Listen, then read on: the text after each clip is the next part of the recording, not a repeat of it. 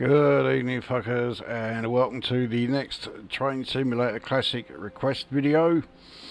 Although this one wasn't actually requested, but that's because I think I beat everyone to it. If you have a look at the request video that I did of the Transpennine Express, the Manchester to Leeds video, in the comments there's a sort of conversation between me, Mick DC and Life School. We're talking about the how it would have been great if they'd had the entire length of the Transpennine route going right the way to Blackpool. And I don't know the area that well, and I certainly don't know the various train lines, and I made the assumption that any train stopping at Blackpool would then go on to Morecambe, seeing as it's quite close by. But yeah, I was corrected that in fact the Blackpool stop is terminus, and to get to Morecambe you need a different line.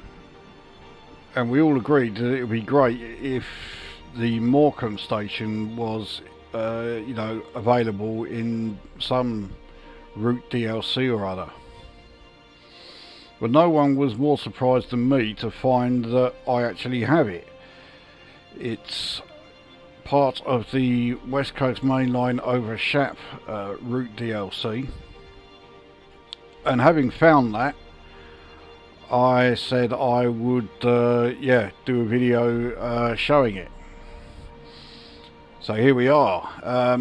Now my options as far as making Morecambe the destination were a bit limited, so I've gone with pretty much the longest route I can, with the departure point being a station within this route DLC.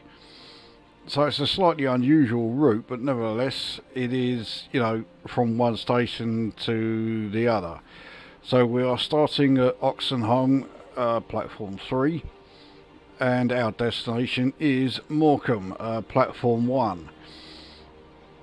And since this is going to be, a day trip to the seaside, I've given them, perfect conditions. It's summer, the weather is clear, and we are leaving at 9:30 a.m. Now, as regards to the train itself, the branch that the Morecambe station is on is not only very short, but it is not electrified in any way. So that did rather limit my options. I certainly will not be taking the APT here. And believe me, I did try. So I figured, okay, the branch is quite small. Morecambe station itself is surprisingly small, so I'll take a somewhat small train. So I am going to take the class 156, which is only a 2-car train. And it also gives me the chance to show something about the 156, which is annoying to players who play the game like I usually do. But if you play the game really as it should be, then the chances are you may not even be aware of the issue that this train has. So yeah, that is the setup. Let's get it underway.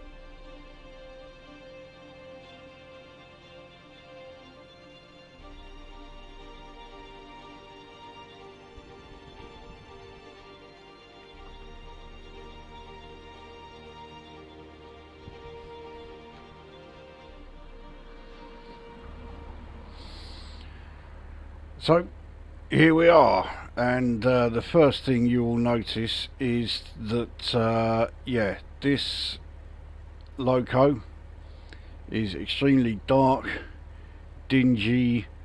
It's an absolute crate, and like so many multiple units, it's a very cramped cab,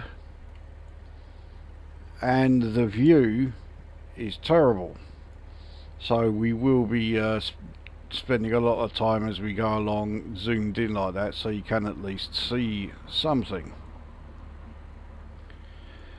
So let's get the train set up anyway. So the first thing we want is the instrument lights on. We want the headlight on, we'll put left, and we want the marker lights on. Okay, that is everything there. Let's take a look at it from the outside, and we'll be able to see. Here is our class 156 at Oxenholme platform 3, and yeah, as you can see, it is just a 2-car train. We'll let passengers on, and there are some who are getting off for some reason. So this cab, I mean, there's no getting away from it. It's an awful looking place, and it has the same problem that so many DMUs have, because the designers were so obsessed with allowing, like, you know, 2 of these to be coupled together to form, you know, a 4-car, 6-car, 8-car, whatever. And being able to access each, you know, actual train that has been hooked together. I need to turn off the tail lights. They have sacrificed so much space within the cab just to make room for this fucking great door. So of course, you, the driver, are stuck in this very sort of cramped, dark space here with very little view, just so that they could have that door in place, which does rather show that they got all of their priorities wrong. Anyway, enough of that. Train is almost set up. Now, as far as controlling the train, you've seen me on plenty of occasions using the mouse to control brakes, the reverser and the throttle with the HUD here. But with this train, you can't do that. If you use the 3 HUD controls, none of them actually work. They'll move around and that, but the train isn't actually doing anything. You have to use the keyboard. So let's set the reverser. We can remove the brakes. Brakes only have 3 notches with a 4th for the emergency brake. You can see, because we're on a bit of a downward slope, that we were already moving. So let's get underway. So Morecambe is only 18, well, just shy of 19 miles away, so this is not going to be a particularly long journey. And let's zoom in a bit. You know, already speeding. I was too busy yeah, watching or getting my view sorted out.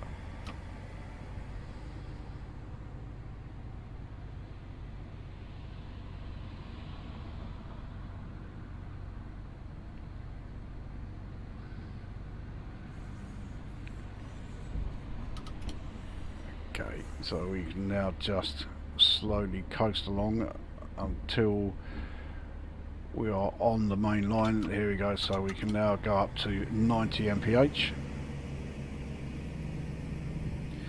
I can't remember what the top speed of this DMU is. It's not fantastic. I think it might do 70 at a push, but that is certainly the max. I don't think there are going to be many stops on the way here, so we'll make this an all stops run. So we are coming up to a 25 mph section because the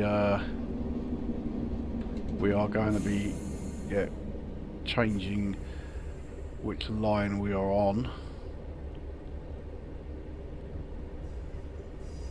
Yeah. Once we come through those points, we will be able, well, we'll be in a section where we can do 110. I can pretty much guarantee we are not going to be able to reach 110 mph in this thing.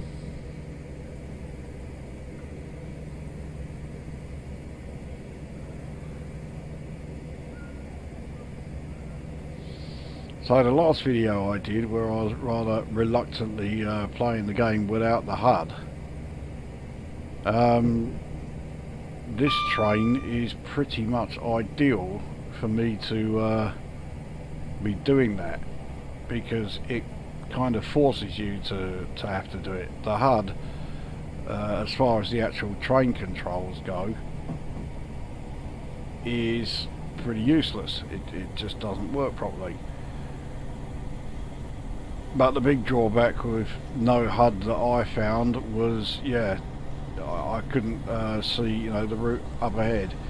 You're just going through a neutral section, which of course is not a problem for us in our pissant little diesel multiple unit. So this is not a particularly powerful train at all. Each unit has an engine that generates about 250 horsepower, so yeah, with this being a two-car train, as all 156s were, we have 500 horsepower.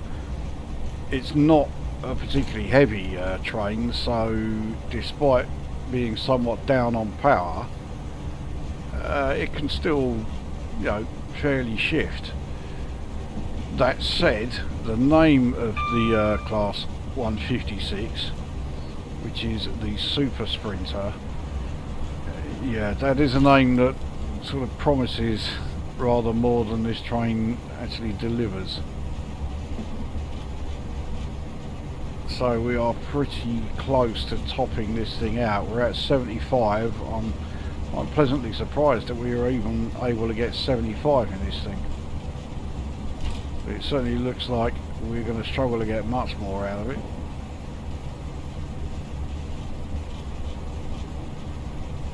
But one thing I certainly will say in this train's favour is the brakes on it are really good. And the fact that there are only, let's say, 3 notches on the brakes means that even if you are only into notch 1, the brakes are, yeah, they come on quite, you know, sharp, and they are pretty powerful, so it means the chances are it's not going to be the smoothest of rides for anyone unfortunate enough to be a passenger while I am driving.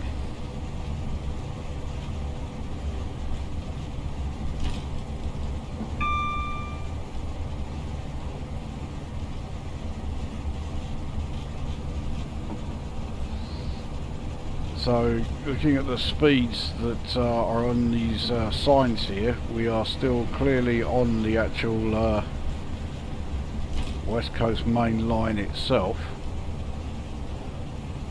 I dare say anybody travelling on a Class 87 who's stuck behind me is going to be far from thrilled, as we are almost certainly topped out now. No, we're still gaining speed. We're at 78, but we really cannot go any faster than this, so we're going to be holding up any 87s that are behind us, or indeed pretty much any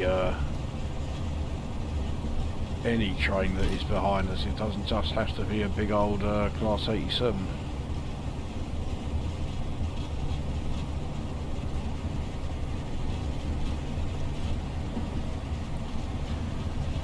Like I said earlier, there's not a lot of stops, I think, on this route, and I have a feeling that even though, yeah, I am going to do treat this as an all stops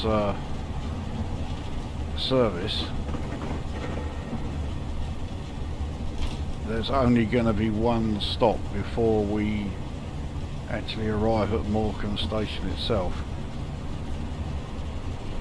I don't think it will surprise anyone to hear that Morecambe station is the terminus, but there is another station along the small branch that Morecambe station is on.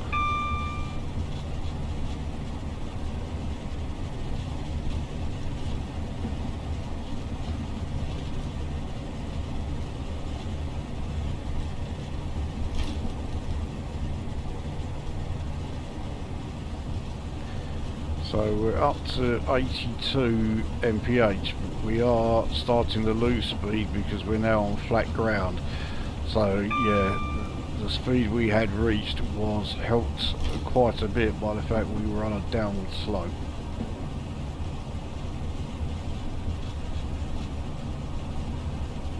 So I think getting north of 80 out of this thing is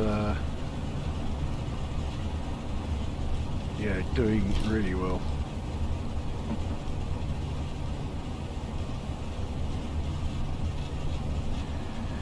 In fact, as we are able to just be like trundling along, take a look at the surrounding area and have a better look at our, say, rather small train, our mere 2 cars.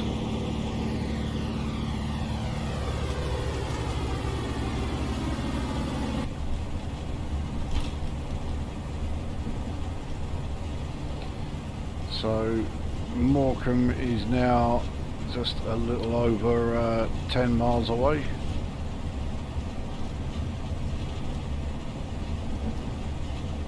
So we went through those first 8 miles in no time.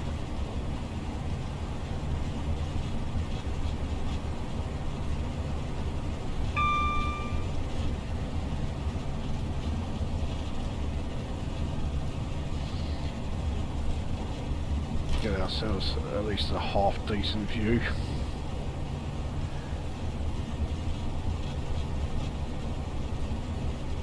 So it's such a small and cramped cab, and it's made to feel even worse by the fact that, yeah, the view is so terrible. Actually, you just have a quick look around the cab. I mean, you look at the state of it. So what year do you think these things came into service? Judging by, you know, the controls and the condition of the cab here.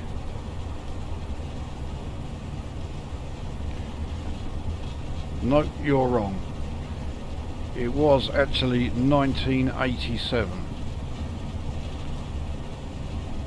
Now, personally, I think any train or loco that was first introduced in the late 80s, I still consider that a modern train.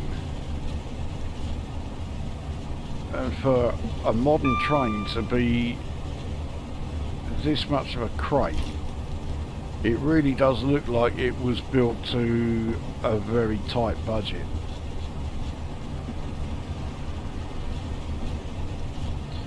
So this upcoming speed production is absolutely no bother to us whatsoever. We're going to have to slow from 125 to 110. Oh, but the good news is we won't have to do it for very long. We'll be able to get back up to 125 again.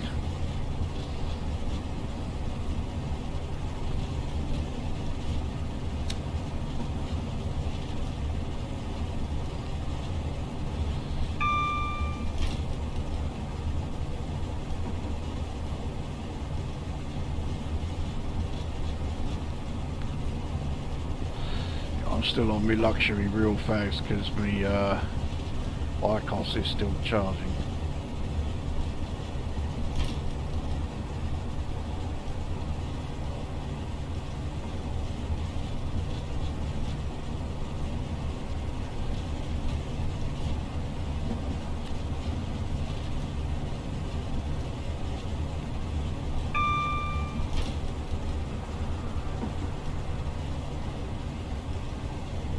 So that looks like a station that I'm assuming Carnforth station, but from where we've come from we weren't able to stop there.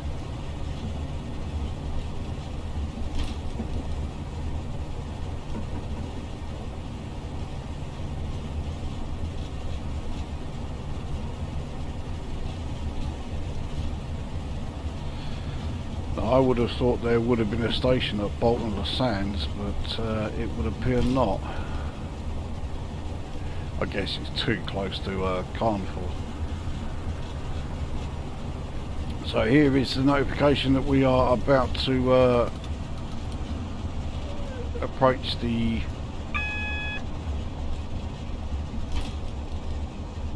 points to take us down the Morecambe branch.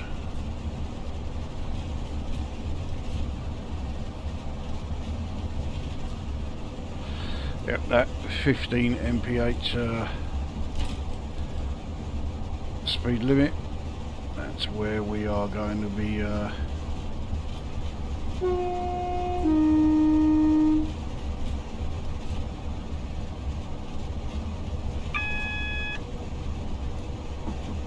so because the brakes on this thing are so good, we don't need to worry about slowing down just yet.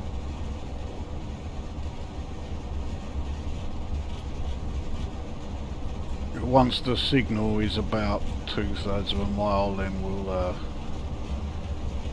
start braking.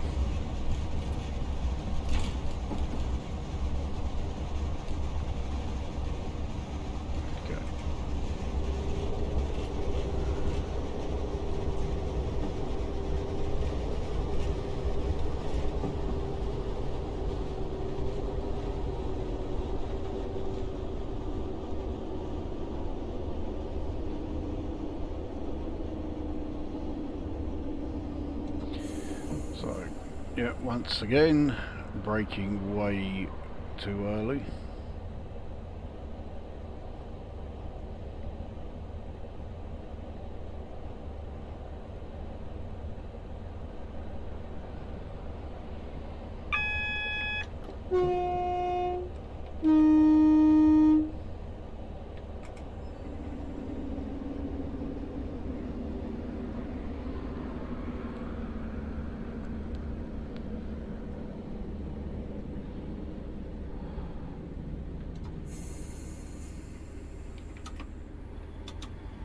Braked a little too hard there.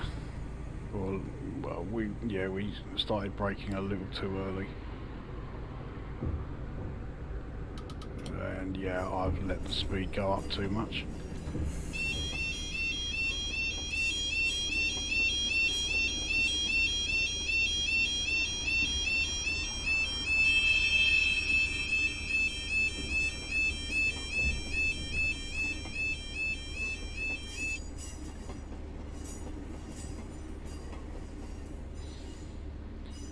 Okay, so soon be able to take up to 45. There we go.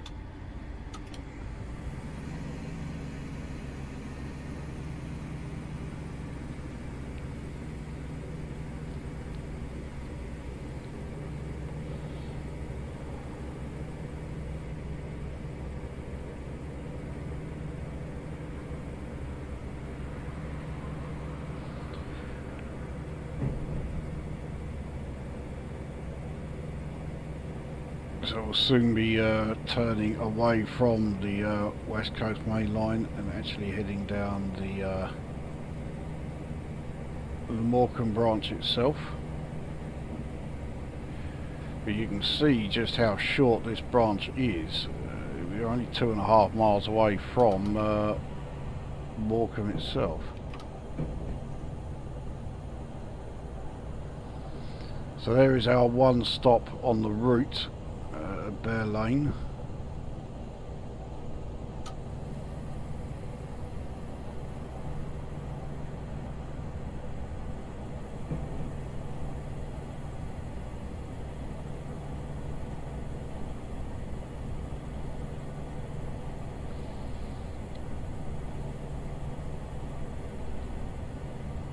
I am amazed at just how sort of small this branch to Morecambe is. I thought Morecambe was quite a popular sort of, you know, day tripper site. You know, I did not think that such a small line would be sufficient. Braking way too early again.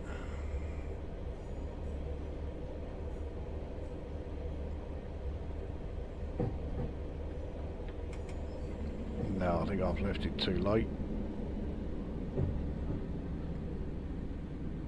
No, in fact, couldn't have timed it much better.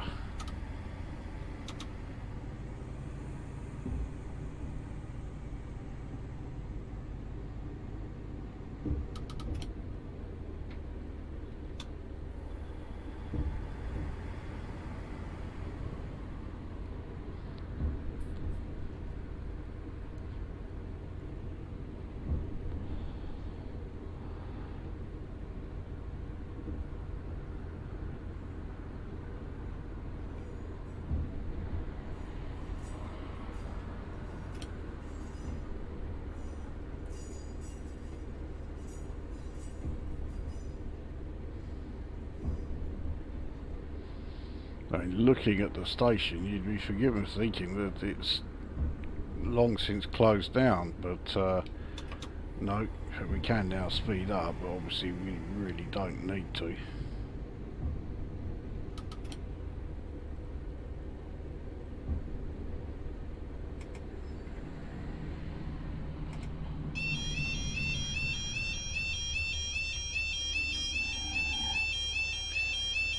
So here we are at Bear Lane.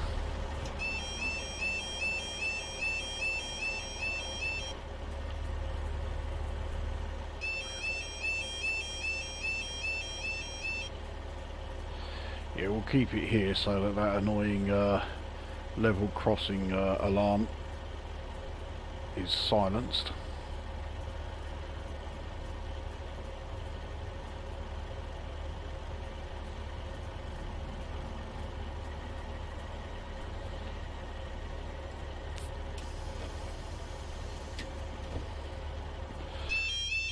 Right, off we go. Would help if I remember to take the brakes off, wouldn't it?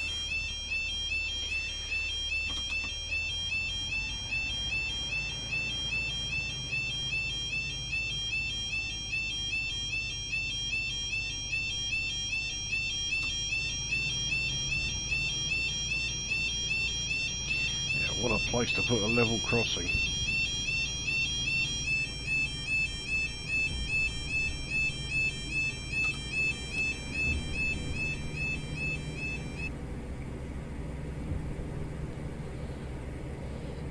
Not sorry to hear the end of that.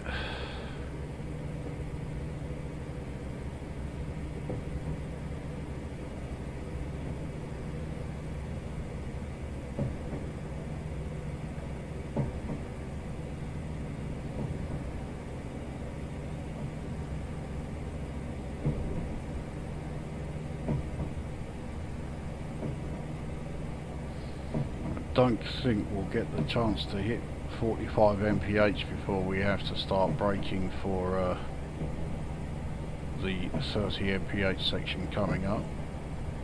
You can see the Morecambe platform is quite small. Actually, I think we could have done it if I hadn't started coasting.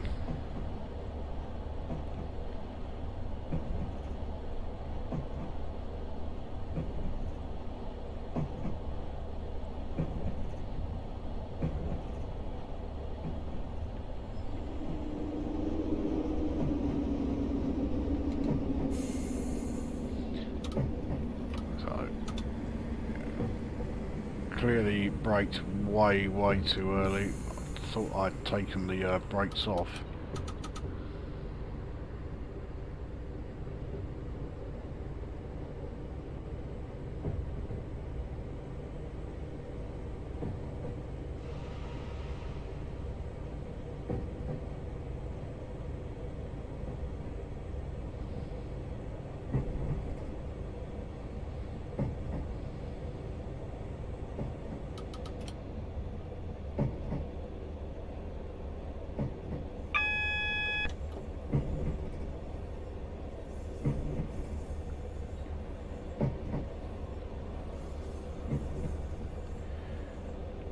So now in the 30 mph section, we need to brake for the 15.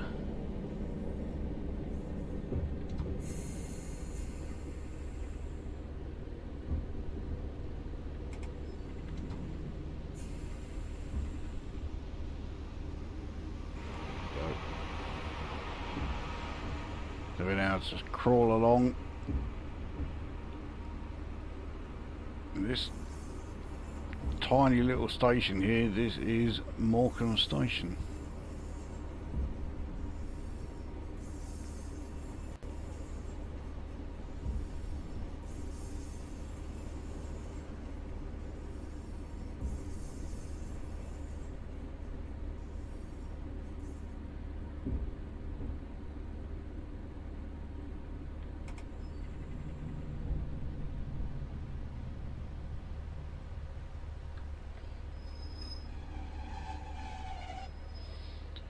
So there we are.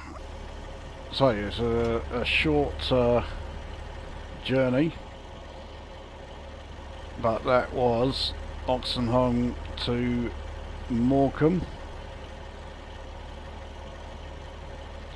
So quite pleasantly surprised that Morecambe Station is in that DLC.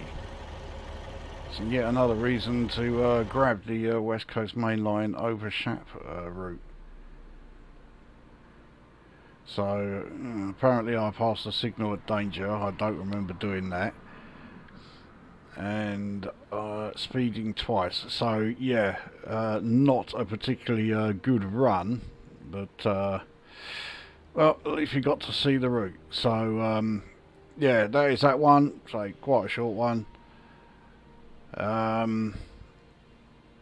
We'll see you at the next one.